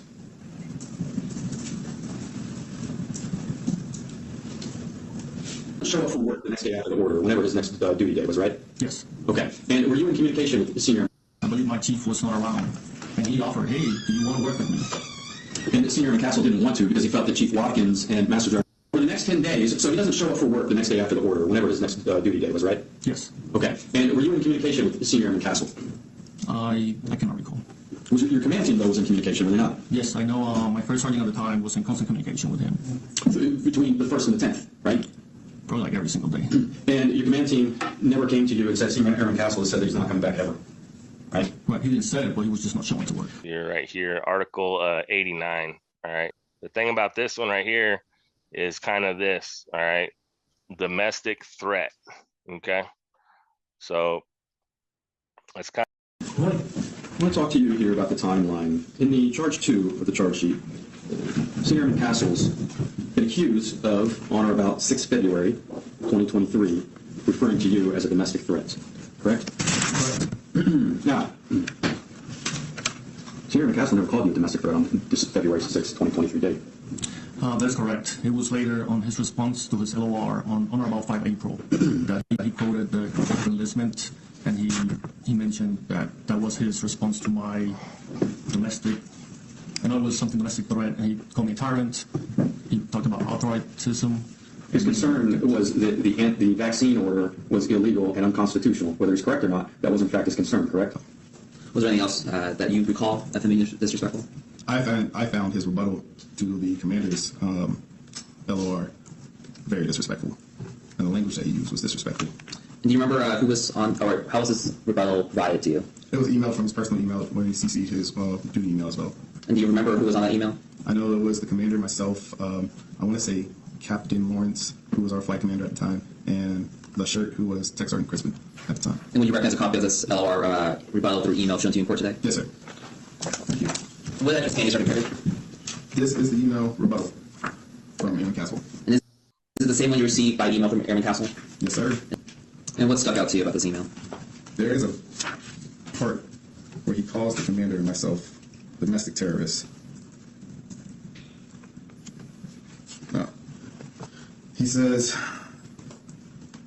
where is it? This behavior from mine is acceptable according to the oath of enlistment that I took. That I will support and defend the Constitution of the United States against all enemies, foreign and domestic. That I will bear true faith and allegiance to the same. This is me bearing true faith and allegiance to the Constitution towards your domestic abuse of power that you have incessantly displayed towards me for over a year. Was there anything else that stuck out in this that I consider disrespect against Colonel Vasquez? He said, I wholeheartedly find myself defending the Constitution against tyranny and your harsh authoritarianism, which is the principle of blind submission to authority, as opposed to individual freedom of thought and action. And was there anything else in the email that stuck out to you? I am unable to carry out the unlawful orders of my commander and supervisor. I will prove the injustice and prevail from this illegal, highly corrupt, hypocritical dictatorship, tyranny-style leadership that they are. Thank you. No further questions. But okay, so charge 3. Okay, so he's not reporting to duty, right? 3 April 23, 7 April, willfully disobeys the same. Okay, and it's basically, if I remember correctly, he gave him an order to report to duty, right? But we all know he doesn't want to report to duty because of master sergeant carry. You don't want to be around him. So let's see what happens.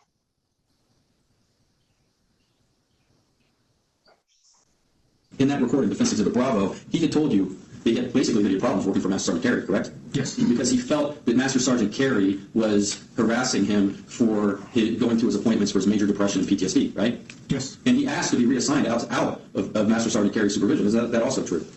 Yes, he was moved under a different supervisor. It's just that he never came back to work. So And so Senior Airman Castle, his concern was not coming to work for the Air Force. His concern was that he did not feel safe working for Master Sergeant Carey. Isn't that true? True, but there was nothing that he presented to me on any counts. He told you. It was the harassment. He told me many things, but he has zero credibility. Going to when we talked about Master Sergeant Carey being his supervisor, and you said that you changed his supervisor so that Master Sergeant Carey wouldn't be the supervisor anymore. Did you inform him of that, or did you just make the change and then he wasn't at work so he didn't know? Yeah, he didn't know. He didn't know. We made the change, and he just never went back to work. So yeah, he didn't know. If members of your command, even if it wasn't you, if members in your command were in constant contact with him, and that's my understanding is that at the end you were in daily, or someone was in daily contact with him, why didn't someone tell him, hey, the problem that you have, Master Sergeant Carey has been removed? Why didn't anyone tell him that? He wasn't showing work, so it didn't. Was your understanding that he wasn't showing up to work because he had concerns in part with Master Sergeant Carey? I think it would have been with anybody that will hold him accountable for anything. But what was he telling you? Sergeant Carey? No, what was Senior Airman Castle telling you? Was he telling you that my concerns are with Master Sergeant Carey? Yes. Okay. So understanding that that's what he's telling you, whether you believe him or not, if that's what he's telling you, why didn't you have someone tell him, we've removed Sergeant Carey from your supervision chain to see if that would turn him back to work? Yeah, we could have, but that's something I missed. Were you aware when Master Sergeant Carey was removed as his supervisor? Yes, ma'am. Did you notify Senior Airman Castle directly that Master Sergeant Carey had been removed as his supervisor? I don't believe I did. Understanding that it sounds like Airman Castle was telling you that he did not want to be where Master Sergeant Carey was. When you removed Master Sergeant Carey from the situation, why didn't you inform Senior Airman Castle? I don't recall him.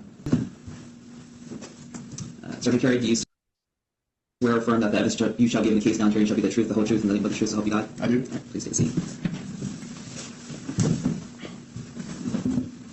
How are you doing, Sergeant Carey? I'm blessed and highly favored, sir. How are you doing today? Well, could you please state your name, rank, and unit? Michael Terrell Carey. I'm Master Sergeant. I'm part of the 27th SLRS. And could you, do you know Airman Castle? Yes, sir, I do. Could you point him out? He's right there. Okay. The witness has identified the defendant. And how do you know Airman Castle? So I became his supervisor, immediate supervisor, sometime in October, and still currently his supervisor. Well, don't worry about charge 4. Charge 4 is self-explanatory, and you're about to find out right now, right? This one's pretty clear cut. So what was the punishment that you imposed for the NJP for charge 4? NJP reduction grade. Was there any other punishment that you imposed for charge 4? Actually, yes, I did. Half pay for 2 months. Half pay taken away for 2 consecutive months. Reduction of rank. And half a month's pay for 2 months is what you imposed for charge 4. Could you say that again, sir? Okay. For the disrespect to Master Sergeant Carey. Okay. Sir, I don't have any other questions. Thank you. My last question has to do with, there was some discussion about an NJP for disrespect to Master Sergeant Carey. Yes. If you had already given him an NJP in February of 2023 yes. for that misconduct, why did you prefer the charge 4 on the charge sheet for the same misconduct? Can you repeat the question again? Yeah, so you gave him an NJP in February for disrespect towards Master Sergeant Carey. Yes. But then when you preferred charges in this case, you charged him with disrespect towards Master Sergeant Carey for roughly that same period of time. Why did you charge him with it for court-martial if you'd already given him an NJP and punished him for it? Do you remember what the rationale was? I do not. All right, charge 5, okay. Oh, yeah, this is a good one. So he goes in on the 10th, right, to go to his TTM meeting that was scheduled, but they had already, he got arrested as he was going into that, right? There was a, I guess they put a bull out for him or whatever, like he hit the desertion charge, so they arrest him for that, right?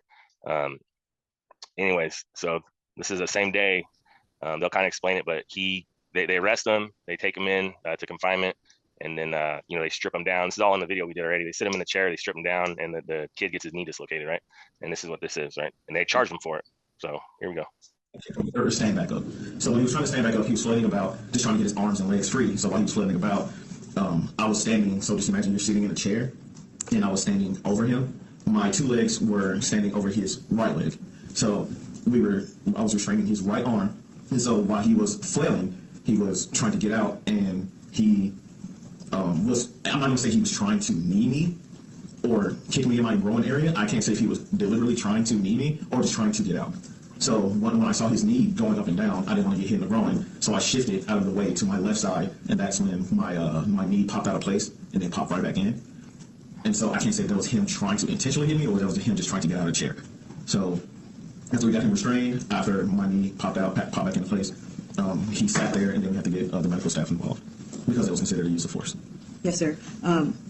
So just to clarify, Airman Castle attempted to, or let me rephrase. So you're saying in him trying to get up and out of the chair, he was flailing, it almost hit you, but it did not touch your body? He did not hit me, no. Okay. But you moved out of the way? I did. Okay. And why did you move out of the way? I did not want to get hit in the groin. Okay. Just so I'm clear, Airman Castle did not hit you? No. He didn't strike your leg? He did not. Okay. You're aware that the charge that he's facing is that he struck your leg? I was not aware of that. Okay. If I tell you that the charge that he's facing currently is that he knowingly struck your leg, does that surprise you? It does. Why? Because he didn't hit me. Okay. The last one is it's the same charge, but it's a specification number 2, and this is the last one where we're at. So basically, when they did the extraction, yes, cell extraction. That's right. When they did that cell extraction, the big dude that went in and snagged him up, put him in the headlock or whatever, got him on the ground. He got popped in the face, right? And if you watch the video, you can see it. I'm not going to play it, but it's just a real quick bam. But Lance was saying, "Oh, I couldn't breathe," and whatever, and he was just trying to move, and so he could breathe, and he ended up hitting this guy in the face. So that's what this charge is for. But it says with a fist. I don't think it was a fist. I think it was an open hand, but you can't really tell in the video. I wasn't there, so but we'll listen to some of the stuff that happened here. That it shouldn't have happened in the first place, but here we go. Waited for a punch so I could grab his arm and his head. Wherever the head goes, the body follows, and then we went to the ground. And then what happened once he got to the ground? It took a little while to get him shackled, get his ankles shackled, and then for him to give us his arms to put behind his back. While we were trying to do that, he threw his hand back towards my face and hitting me in the face. And then from there, we got him cuffed and then took him out of the cell.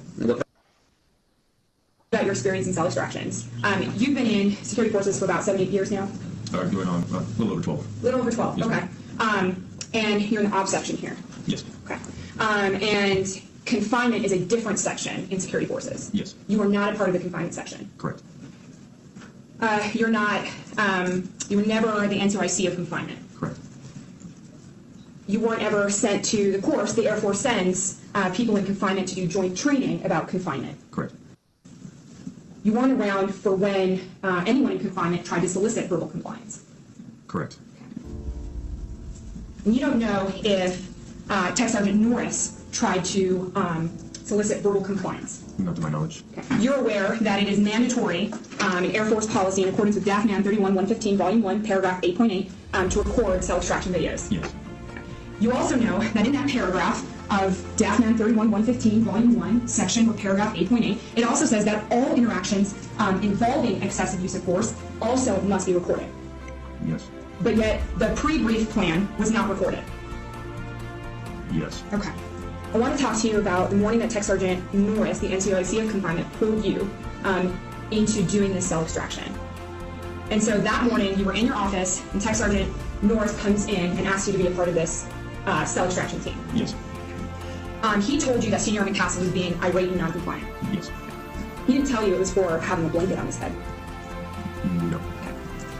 And he briefed you on bonus round. Using these resources. To my knowledge, Airman Castle used home-based mental health facility as well as met with True North representatives.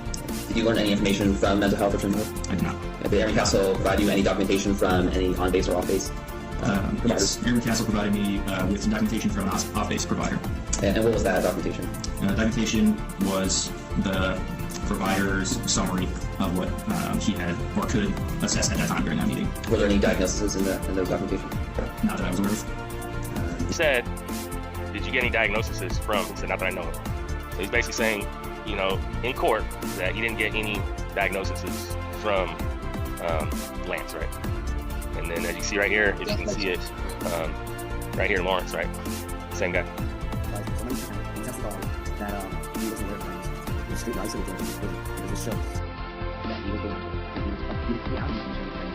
So any diagnosis, so I show any diagnosis right here. Let me zoom in on this bad boy.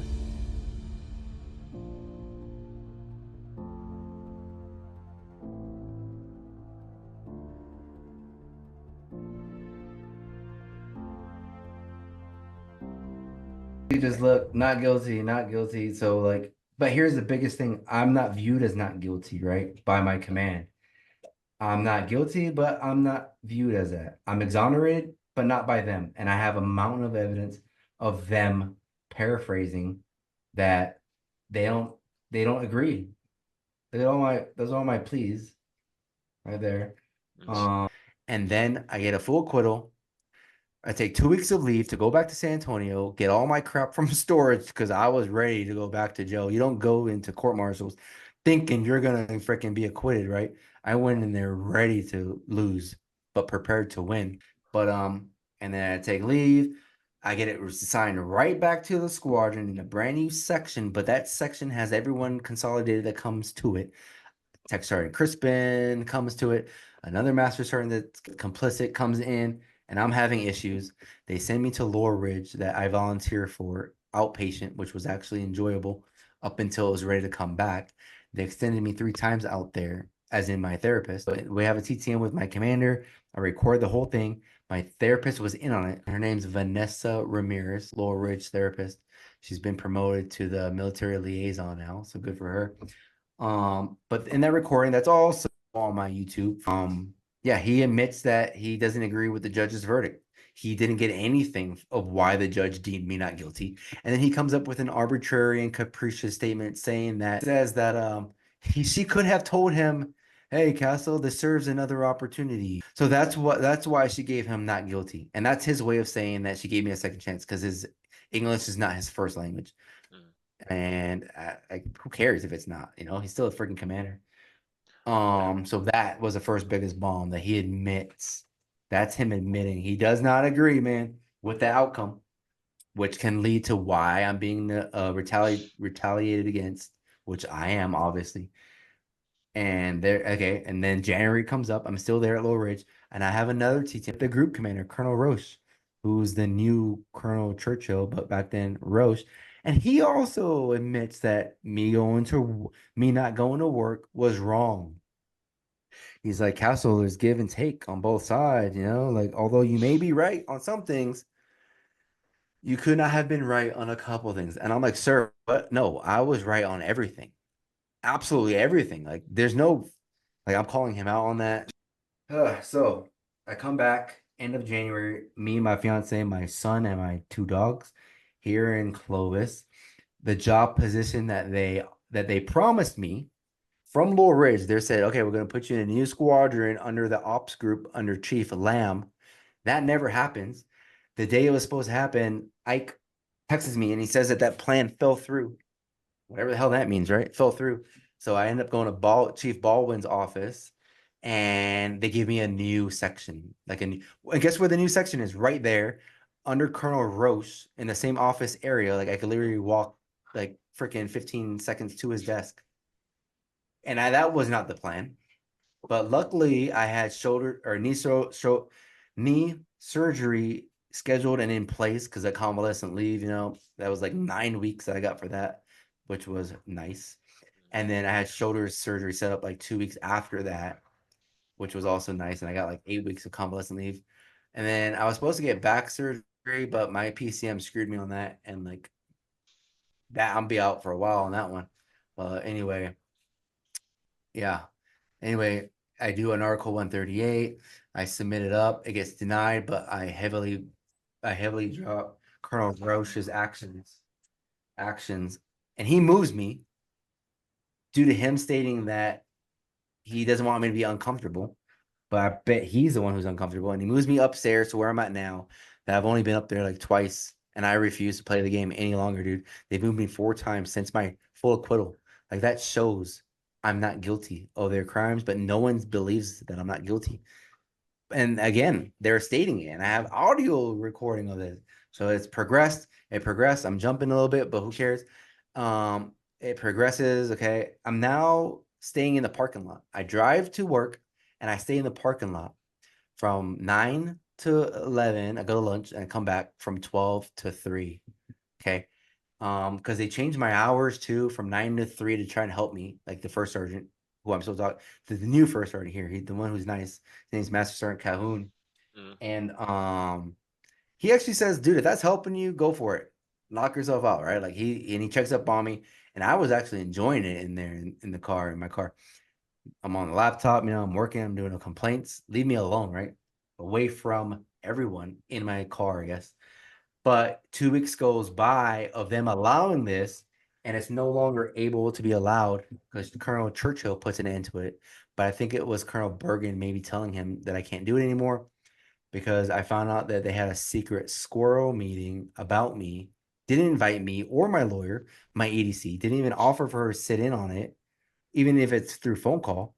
And they had this meeting, and it was apparently to discuss my concerns and to help me, right? But 2 days later, I get that LOR from Colonel Churchill for the Ike incident of the mental health crap. Man, again, that's another incident. That's all on my YouTube. Anyone that wants to really investigate this. And then I get the orders from Churchill again. I'm supposed to report in blues. My blues are in the storage in Lubbock, Texas. Like, I'm done. I never would have ever thought after my court martial I would ever need those ever again. Luckily, and then he gives me all his orders. He admits in the recording that he doesn't know my diagnoses. He knows that I was acquitted of all these charges. I asked him, because he definitely wants to tell me that he's hitting his 30-year mark this year. He says that he knows what's right. He knows what's right because he's been in for 30 years, and what I'm doing is not right. Like, how hypocritical is that, dude? I asked Colonel Churchill, are you aware of my charges and stuff? And I posted this on my YouTube recently, and he says yes. And I was like, okay, then, like, what? Like, what? How am I supposed to trust, or whatever I said? And then he says some weird stuff like, because of your actions and words, depending on how you use them, will further advance the story that you want to tell. But that's like zero empathy or understanding as a commander, as a leader, like what I've been through. That one, though, that is that one. Yeah. And since we're on that topic, I asked him, because he's giving me orders of expectations within the squad. Like, I can't, it's so bad now. Yeah. I can't even record. I can't even be on my phone. Like, literally, can't even, like, he says I can't use any recorded device or whatever like that, Not, yeah, which is a phone. And I even asked him, I was like, so I can't use my phone? And he said, during lunch you can, but during your duty hours, you're here to work. I can't protect myself. That's me protecting myself. Literally. Imagine the shit they can do if I don't record. Like, oh my God, this is game over. And then if I do record, I'm violating his order, and they got me again. And then we get into a conversation about, so since apparently he knows what's right, my brain kicks in. I need to ask him, sir, was getting the COVID mandate or was getting the COVID vaccine right? If you would have said no, he's got me. Like, okay, damn, you do know what's right is, right? But he can't answer that. He says that was not his call. Well, we have an altercation, and I told him that, yes, it was your, like, it was within your right to deny or whatever I said. And he's like, no, it wasn't. And we go back and forth. And I told him you could put an end to it. He's like, how would I have done that or whatever? And I said, doing whatever you can at your level, which is a big level. It's a freaking group commander, dude. And not ordering your damn members under you. I don't say damn to him. Under you, dude, like, what? No. Like, you could have done a lot. Anyway, I catch him in many contradictions. He can't answer my questions about that. We get into it, but he says he follows the orders of the office appointed above him, which is the president of the United States. And I go, well, how did that work for the Nuremberg trial when Hitler ordered all of his members to commit mass genocide? And then they tried to state to the judges, the 4 international judges, that they were just following orders. Yep. They didn't work because they were sentenced to life sentences, most of them, and hung. I think only 2 were acquitted or something. So again, like, okay, so I have him on that, and I ask him, sir, was that wrong? Like, were the members following Hitler's orders, who was the supreme commander in chief of the German Reich army and the chancellor? Like, this is an easy freaking question at this point. Was it wrong, sir, of his members doing what he wanted them to do? And he says, those are good questions. Those are good questions. And I told him straight up, I'm about to contradict you here, sir. Like, I don't say you're screwed, but he's screwed. And once I say that, he's like, I'm not playing games. I'm not going to play any games. But he just literally said 5 seconds ago that those are great questions. Then he says he's not playing games. So yeah, dude, there's a lot of questions for him to answer when that time comes. And I thank goodness I recorded that, because there's no way Senior Hunt in the room would get my back on the stuff he said. And no offense to Sergeant Calhoun, he's been in for 22 years. He wants to retire. He's not going to throw his career on the line to defend me, and I don't expect him to, right? Even though he is required to, though, with Title 10 USC 8583 requirements of exemplary conduct. So, okay, and then after that, the next day, like, we're right here, we're at the end of it. The next day, I wake up, get ready to go to work. My new hours are 7:30 to 4:30. I'm in the shower at like 6:45, and the thought comes to my head, man. I thought, like, you know what? I'm not putting up with this anymore, man. I can't do this anymore. Because, like I said, me getting arrested here at my house, which has not happened yet, freaking crazy. It's almost been like a week and a half. So that sounded better to me than to suffer the 7:30 to 4:30 schedule, can't record, like, to truly not violate any order. 7:30 to 4:30, no recording, asking for permission through email if I can record, and waiting for that. Like, it's just, it would have been hectic. Going to PT at 6:30 in the morning, like on Tuesdays, dude. I haven't even had physical therapy yet for my surgeries, and they're so backed up. I should have already been scheduled with physical therapy. Like, it's just crazy, dude. Yeah, jail sounds a lot better than that schedule, than to always fear of arrest, blah blah blah. And when I say fear of arrest, I should say worry of arrest, right? Like, I want to know if I'm being arrested or not. Not, is this the day? Is this the day? Is this the day? And to live like that. And I was like, yeah, I'm putting my foot down. I called my first sergeant, recorded the whole thing. I even asked him at the end, do I have your consent, sir, to record it? He said yes. So I'm good on that part. This is what now has started within the last 6 days. Duty days. This is it. Colonel Bergen, after absolute careful consideration and after the written orders that I have received from your subordinate, Churchill, yesterday, and with the month of trying, with a trail of never-ending text messages, group messages, audio recordings, and emails that I have sent to all leaders on this base, to include you, I, in good faith and with zero intent to be defiant and disrespectful, can no longer step a single foot on your base ever again as of this moment forward, sir. I am fully aware of the consequences and retaliation that I believe you will now unrelentingly display toward me for this decision. The reason for this decision is vast. I have fully recorded the encounter with Churchill yesterday with his awareness of it, and him not knowing all 5 of my CD diagnoses and being aware of only one, I believe, is a failure of all parties on this base. I can no longer live in extreme distress and anxiety, my family and I having to worry if I will be rearrested with each drive onto base, and not having a single accommodation to my CDE diagnoses from June 7 accounted for, and again, now not even being known by, this is Churchill right here, the amount of evidence that my lawyers and I will produce for your potential court-martial will be astonishing. The witnesses that will be subject to testify will be significant as well.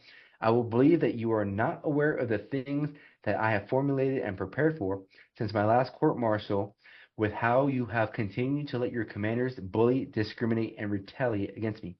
The sheer fact that after Colonel Vasquez's change of command, the new acting commander thought it to be monumental for her to order me as CDE that he has for so long avoided.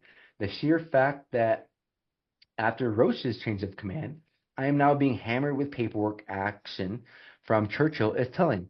If you do have me arrested off base via Clovis Police Department and have a judge sign the warrant for my arrest, I will peacefully and lawfully comply immediately. As of today, I will not run, nor have I ever. I will not hide, and I will attend my potential court-martial from you. I've respectfully asked for your help and others under you for so long now, and respectfully cannot trust you or others under you to have my best interest as a priority any longer. Soon I will email the CSAF and his entire staff, the AFSOC commander and his entire staff, this text message, the audio recording from Churchill yesterday, and the timeline of how we got here. I unfortunately have no choice but to post this text message to all social media accounts of mine for my dire concern that if you would also have me killed. The digital footprint has been left for my lawyers, friends, and family to continue this fight of accountability for the leaders on Cannon Air Force Base, the Air Force, and the entire Department of Defense. I will email and text you daily, sir, of my whereabouts, what I have done for the day, work-related, and an update of all symptoms I am suffering from the corruption of what has been allowed to happen to me that originated from Vasquez, Kerry, Lawrence, and he's the one who originally did the whole insider shit on me, or insider threat that Lawrence condoned, that Kerry got in on it, that frickin' Vasquez oversaw. He emails or he texts me back like at 3 o'clock, and I sent this to him at 8 o'clock, yeah, 8:17, and he says, Castle, I've received your text. Any further correspondence should be conducted through official channels and through your chain of command. Please know that you remain under the lawful command of, this is Abdul and this is Churchill. You are expected to follow their orders. Like, he just does not get 2 F's, and your continued refusal to do so is a violation of the UCMJ. Now, when this goes to court-martial, or if it does, and I'm acquitted, this is a lie, and I'm going to hold him accountable to this. And if they don't bring me to court-martial, this is a threat. Like, dude, he's dug himself into such a hole at this point. He said, I understand your MEB is currently being processed for submission to AFPC. Your provider is expected to complete your narratives, NARSOM, and your commander will complete the necessary blah, blah, blah. You will have an opportunity to provide input, which was one of my emails. My input was one of those emails of the BS that Abdul wrote about me, which I'm okay with. I'm using it against her because she states my conditions are so severe and it warrants critical attention immediately, right? But I'm ordered to go back to work until I get my MEB product. Like, it makes no sense, dude. I encourage you to do, okay, who cares? In the meantime, I also encourage you to work through your medical and mental health treatment team to process referrals of, please work through your squadron and group leadership. Like, look at it. I have that to address any issues, dude. And I will continue to follow up with him as appropriate. He is not a leader. He is not a leader. I expect you to conduct yourself in accordance with orders and standards and to perform your duty as directed. This is just wild. And that was that. And then I'm not, okay, I expect you to go ahead. Okay, it's done. I had Vasquez back. I put this freaking thing on him. And this is him stating that the only threat I've ever made against him was that I would say I'm going to the EO or the IG, which is retaliation. He admits it in court. I post a link to it, and I provide a transcript of it. He leaves the chat again, and I'm not reading any of this, but like, look at this. They just keep. I message him again. This is my message to him.